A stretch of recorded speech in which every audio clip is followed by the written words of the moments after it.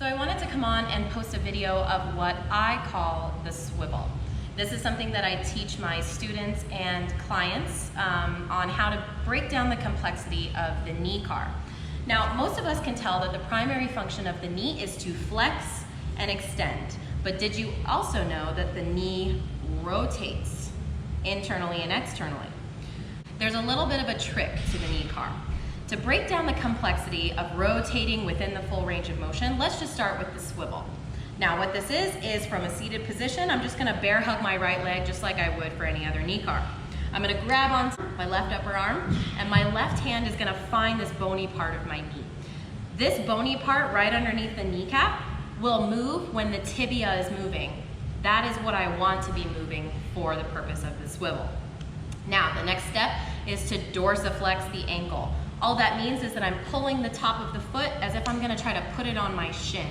And I'm gonna try to not invert or evert the foot.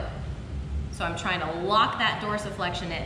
Now, slightly driving into the ground with my heel and my fingers feeling for that bony part of my knee, I'm gonna drive down into the ground as I then externally rotate, swiveling on my heel to open up this side of my calf and shin.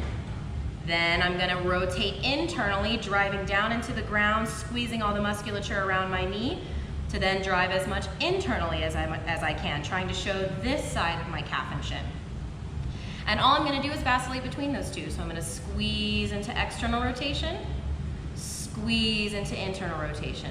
And I'm just gonna really start to nail that part of the car and see if I can really control myself rotating back and forth.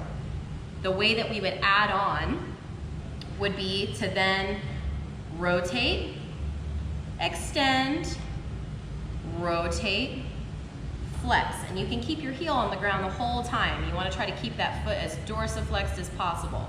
So that you're compensating when your foot starts to come in or starts to slide out or when the femur starts to move. So that would look something like this. That would be a compensation that we don't want to see. So yeah. Rotating back and forth and adding in flexion and extension to get your knee cars in. Any questions? Post below. Let me know.